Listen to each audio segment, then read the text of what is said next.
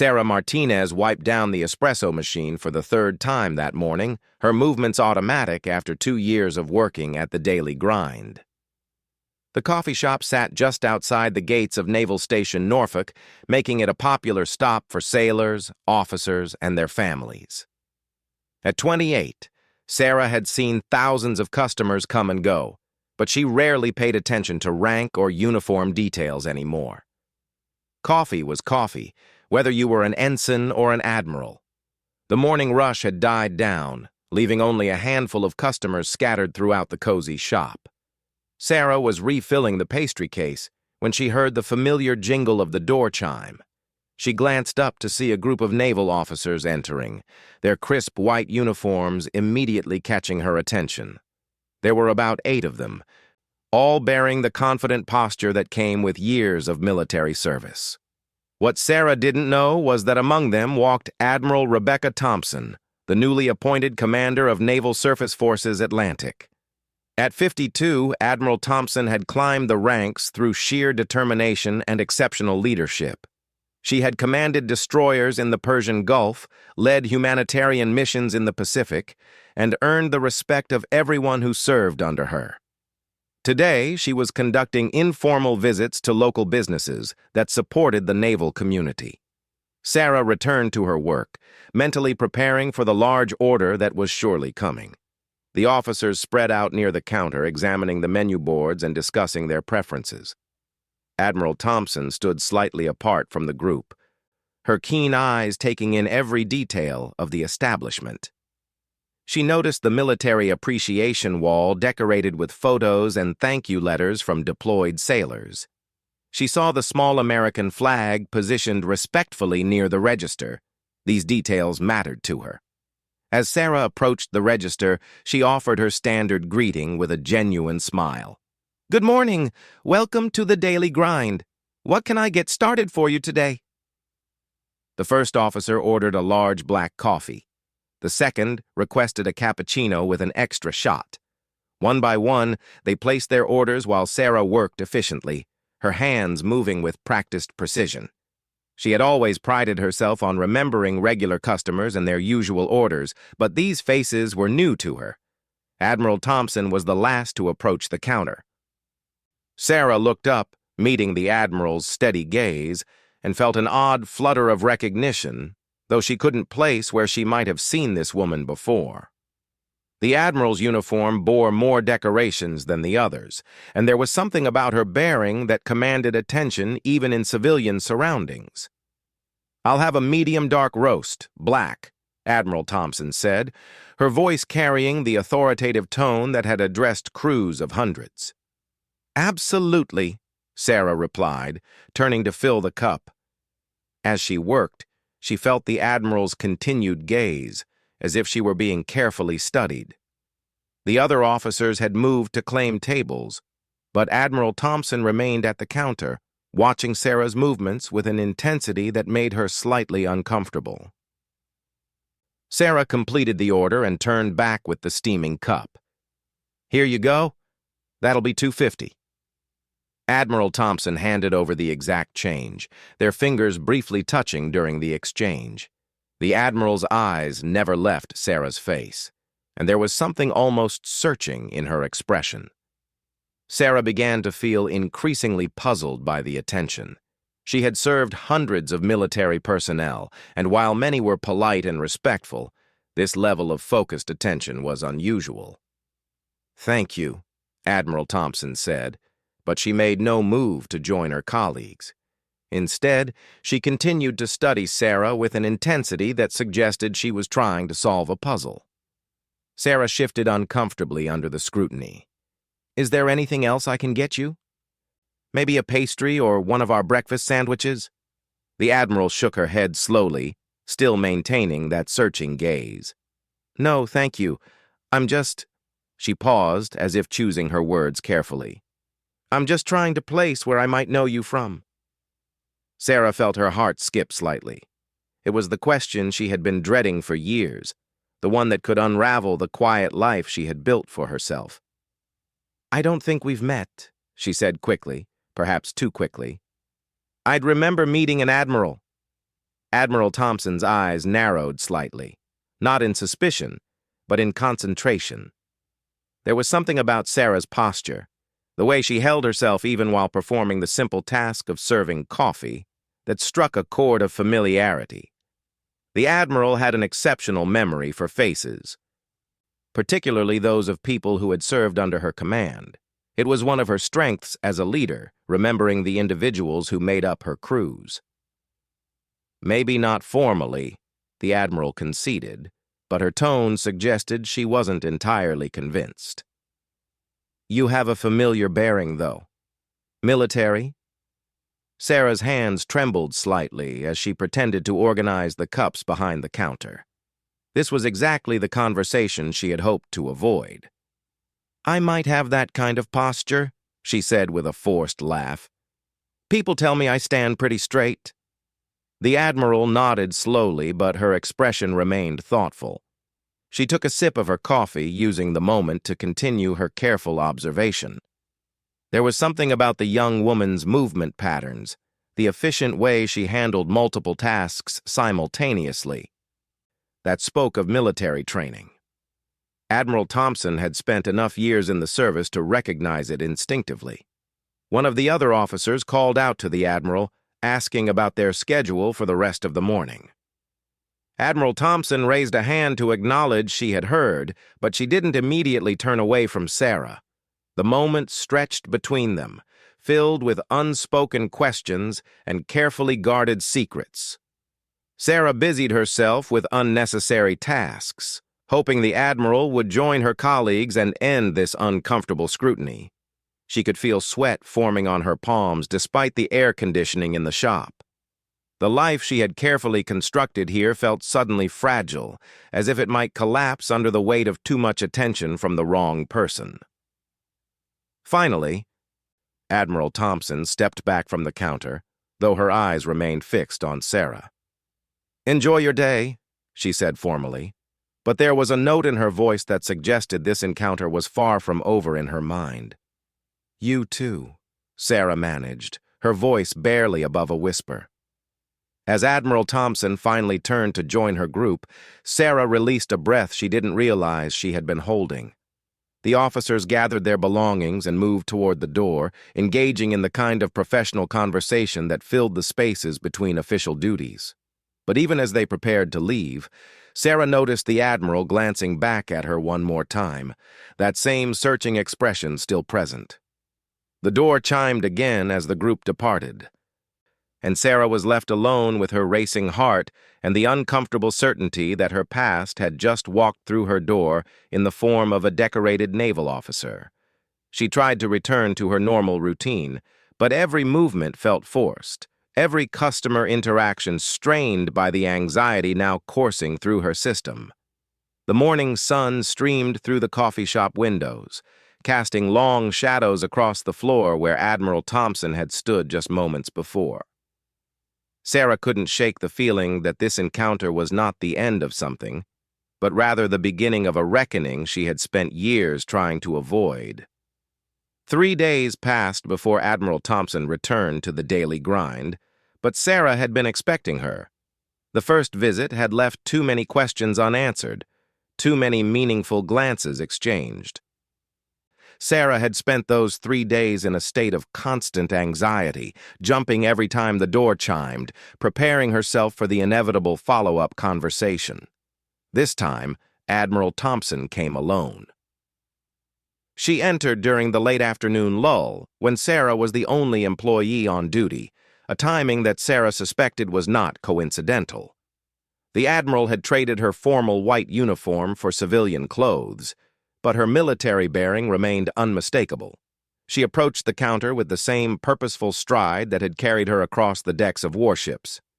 "Medium dark roast, black," she said without preamble, her eyes never leaving Sarah's face.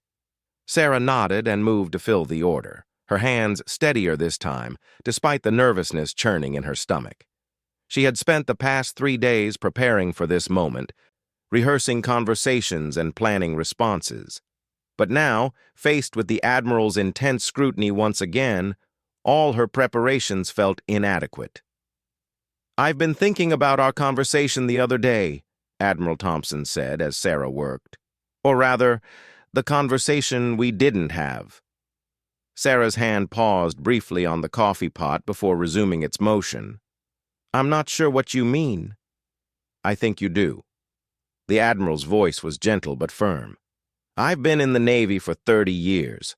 I've commanded ships and led crews through some of the most challenging operations our forces have undertaken. I don't forget faces, especially not faces of people who've served under my command." The coffee cup slipped from Sarah's fingers, crashing to the floor in a splash of hot liquid and ceramic shards. She stared down at the mess, her carefully constructed composure finally cracking.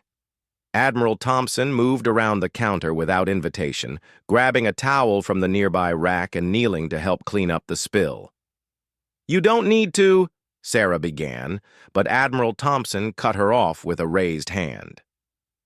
"Petty Officer Martinez," the Admiral said quietly, her voice carrying across the small space between them like a depth charge. "Radio operator USS Columbia. Call sign Lighthouse." Sarah's world stopped.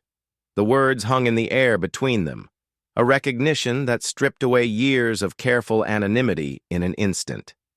She looked up from the broken cup to meet Admiral Thompson's eyes, seeing not judgment, but understanding in that steady gaze.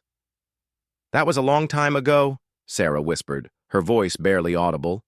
Admiral Thompson nodded slowly, continuing to help gather the ceramic pieces. 7 years. You were 21, fresh out of radio school, assigned to communications during our deployment to the Persian Gulf." The memories came flooding back, whether Sarah wanted them or not. The cramped communications center of the guided missile cruiser, the constant chatter of radio traffic, the weight of responsibility that came with being the voice that connected the ship to the rest of the fleet. She remembered the long watches, the coffee that was always too strong, and the camaraderie among the communications team. "You left abruptly," Admiral Thompson continued, standing and disposing of the broken cup pieces. "Medical discharge, if I recall correctly. The official reports were minimal." Sarah felt tears threatening at the corners of her eyes. The medical discharge had been a lifeline and a source of shame in equal measure. Post-traumatic stress from an incident during their deployment had left her unable to handle the constant noise and pressure of shipboard communications. The nightmares, the panic attacks, the feeling of being constantly on edge had made continuing her naval career impossible. "I wasn't strong enough," Sarah said, finally looking up to meet the Admiral's gaze. "I couldn't handle it anymore." Admiral Thompson's expression softened, and she moved to lock the front door of the coffee shop, flipping the sign to closed, despite the early hour. "Tell me what happened after you left the Columbia." Sarah sank onto a stool behind the counter, the weight of years of secrecy finally becoming too much to bear. "I spent 6 months in therapy. The VA helped, but I couldn't be around anything military. The sounds, the radios, even hearing someone use call signs would send me into a panic attack." The Admiral poured herself a fresh cup of coffee and settled into a chair across from Sarah, creating a space that felt safe for conversation. "Is that why you changed your name? Sarah Martinez instead of Sophia Martinez?" Sarah nodded, surprised that the Admiral had caught even that detail. "I needed to start over completely. I moved here because it was far enough from my hometown, but still close enough to the base that I could feel connected somehow. I know that probably doesn't make sense." "It makes perfect sense," Admiral Thompson said firmly. "You needed distance from the trauma, but not from your identity as someone who served. Working near the base lets you maintain that connection without the pressure." For the next hour, Sarah found herself telling her story to the one person who might truly understand it. She spoke about the incident that had triggered her breakdown, a communications failure during a critical operation that had endangered lives. While the official investigation had cleared her of any wrongdoing, Sarah had never forgiven herself for the moment of hesitation that had cost precious seconds in a life-or-death situation. Admiral Thompson listened without interruption, occasionally nodding or asking gentle, clarifying questions. When Sarah finished, they sat in comfortable silence for several minutes, the weight of shared understanding settling between them. "You know," the Admiral said finally, "the Columbia's current communications officer still talks about your replacement. Apparently, it took 3 different radio operators before they found someone who could match your efficiency and accuracy. You set a high standard, Petty Officer Martinez." Sarah felt a flush of pride mixed with sadness. "I loved that job. I was good at it until you experienced something that would have broken many people," Admiral Thompson interrupted. "What happened to you doesn't diminish your service or your capabilities. It makes you human." The Admiral reached into her purse and pulled out a business card, sliding it across the counter to Sarah. "I want to offer you something, but I need you to think about it carefully before you answer." Sarah picked up the card, noting the official Navy letterhead and the Admiral's contact information. "What kind of offer?" "The Navy has changed a lot in 7 years. We've developed better support systems, better understanding of PTSD and how to manage it. More importantly, we've recognized that people like you, people with your skills and experience, are too valuable to lose completely." Admiral Thompson leaned forward, her expression serious but hopeful. "I'm putting together a new communications training program for junior officers. It's based on shore, no deployments, no shipboard duty. We need someone who understands both the technical aspects of naval communications and the human cost of the responsibility that comes with it." Sarah stared at the card, her mind racing. "You want me to come back?" "I want you to consider coming home," Admiral Thompson corrected gently. "Not as the frightened young woman who left the Columbia, but as the experienced professional you've become. You've been serving this community for 2 years, taking care of the people who serve our country. That's not so different from what you did in uniform." The offer hung between them like a bridge, spanning the gap between Sarah's past and a future she had never allowed herself to imagine. The Admiral stood, preparing to leave, but paused at the door. "Take your time thinking about it. If you decide you're interested, call me. If you decide you're not, I'll never mention it again, and your secret is safe with me either way." As Admiral Thompson unlocked the door and stepped back into the afternoon sunlight, Sarah remained seated behind the counter, staring at the business card and wondering if she had the courage to reclaim the part of herself she had thought was lost forever. 2 weeks later, Sarah found herself standing outside the main gate of Naval Station Norfolk, Admiral Thompson's business card clutched in her sweating palm. The decision to call the Admiral had not come easily.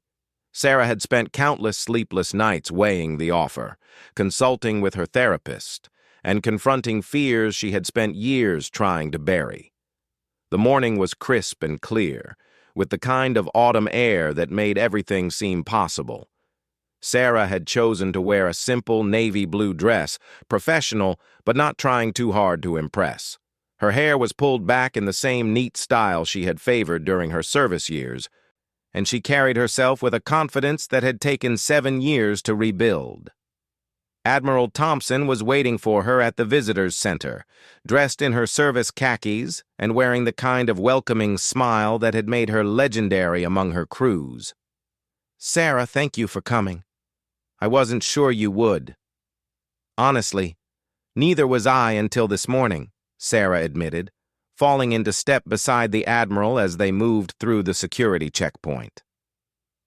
"I almost turned around 3 times on the drive here." "But you didn't," Admiral Thompson observed. "That tells me something important about your character. It tells me you're ready for this, even if you don't feel ready." The base had changed since Sarah's last visit years ago. New buildings had been added, security had been enhanced, and there was a general sense of modernization that spoke to the Navy's ongoing evolution. As they walked toward the communications training facility, Sarah found herself noting details with the keen eye of someone who had once called such a place home. "The program we're developing is unlike anything the Navy has tried before," Admiral Thompson explained as they approached a modern building that housed the communications school. "We're focusing not just on technical proficiency, but on leadership development, stress management, and what we're calling human factors in naval communications." They entered a spacious classroom where a dozen young officers, both men and women, were gathered around computer terminals practicing radio procedures. Sarah recognized the concentrated focus on their faces, the same expression she had worn during her own training years ago. These were the new generation of naval communicators, and they looked impossibly young to her experienced eyes. "This is Lieutenant Sarah Martinez," Admiral Thompson announced to the room, using Sarah's civilian name while acknowledging her previous rank. "She'll be observing our training methods today and potentially joining our instructional team." The students looked up with polite interest, but Sarah could see the questions in their eyes. What qualified this civilian woman to teach naval communications? She felt a familiar flutter of anxiety, but pushed it down, drawing on the confidence she had built during her years at the coffee shop. Chief Petty Officer Rodriguez, the lead instructor, approached with a welcoming smile. "Ma'am, we'd love to get your perspective on our new curriculum. We've been trying to incorporate more real-world scenarios that account for high-stress situations." As Sarah was shown around the facility, she began to see how much the Navy's approach to training had evolved. The old model of rigid drill and repetition had been supplemented with simulation exercises that included psychological pressure, decision-making under uncertainty, and teamwork scenarios that emphasized communication skills beyond just technical competence. "The old way was to throw people into the deep end and see who could swim," Admiral Thompson explained as they watched a group of students work through a complex communications exercise. "We're learning that it's better to teach people to be strong swimmers before they face the deep water." Sarah found herself drawn into the exercise, offering suggestions and insights based on her experience. She noticed communication gaps that the instructors had missed, identified stress points that could be addressed with better procedures, and saw opportunities to make the training more realistic without being overwhelming. "You have a natural teaching instinct," Chief Rodriguez observed after Sarah had helped one student work through a particularly challenging scenario. "Have you considered education as a career path?" "Not until recently," Sarah admitted, but even as she said it, she realized how natural this felt. Working with these young sailors, helping them prepare for the challenges they would face, felt like a return to her true calling. The morning flew by, and before Sarah knew it, Admiral Thompson was walking her to the parking lot. They moved slowly, both reluctant to end a conversation that had been building for weeks. "So, what do you think?" Admiral Thompson asked. "Could you see yourself doing this work?" Sarah looked back at the communications building, where she could see students still working at their terminals through the windows. "I think I could not only see myself doing it, but I think I might be good at it. That scares me a little." "Good scared or bad scared?" "Good scared," Sarah said with a small smile. "The kind of scared that means something matters enough to take a risk." Admiral Thompson nodded approvingly. "I hoped you'd say that. I have a formal offer to discuss with you, if you're interested." They sat on a nearby bench as Admiral Thompson outlined the position. Sarah would start as a civilian contractor, developing curriculum and providing instruction to junior officers in advanced communications procedures. If things went well, there would be opportunities to take a more permanent role in the program, potentially even returning to active duty as a chief warrant officer if she chose that path. "The pay is competitive with your coffee shop manager position, but with better benefits and the potential for advancement," Admiral Thompson continued. "More importantly, you'd be using your skills to prepare the next generation of naval communicators. You'd be preventing other young sailors from facing the challenges you faced alone." Sarah felt tears welling up. but these were different from the tears of anxiety she had shed weeks earlier. These were tears of recognition, of coming home to a part of herself she had thought was lost forever. "There's one thing I need to know," Sarah said. "Will people know about my medical discharge? Will they question my qualifications?" Admiral Thompson's expression became serious. "Your military record will remain confidential unless you choose to share it. As far as anyone needs to know, you're a communications professional with extensive experience who's being brought in to enhance our training programs. Your qualifications speak for themselves. And if I have a bad day? If the stress gets to me? Then you take the time you need, use the resources available to you, and come back when you're ready. We're not asking you to be perfect, Sarah. We're asking you to be human, and help others learn to be human too."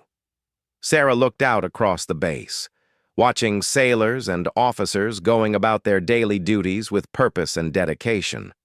For the first time in 7 years, she could imagine herself among them again, not as the broken young woman who had left the Columbia, but as someone who had faced her challenges and emerged stronger. "When would you need an answer?" she asked. "Take whatever time you need," Admiral Thompson replied. "But I hope you'll say yes. The Navy needs people like you, people who understand both the importance of the mission and the human cost of serving." As Sarah drove home that evening, she passed the daily grind and saw the evening shift barista serving coffee to a group of young sailors. She had built a good life there, a safe life. But safety wasn't enough anymore. She was ready to return to service, not as the frightened young woman she had been, but as the experienced professional she had become. 3 days later, Sarah called Admiral Thompson and accepted the position. 6 months after that, she stood before her first class of communications students, wearing the civilian instructor uniform that marked her as someone who bridged the gap between military and civilian expertise. "My call sign used to be Lighthouse," she told her students on that first day. "Today, we're going to talk about why that call sign matters and how the voice on the radio can be the difference between life and death, mission success and failure, hope and despair." As she began to teach, Sarah realized that Admiral Thompson had been right. She wasn't returning to her old life. She was stepping into a new one, built on the foundation of her experience, but reaching toward a future she had never dared to imagine. The young woman who had served coffee to avoid her past had become the instructor who would help others face their futures with confidence and skill. The circle was complete, but it was also just beginning.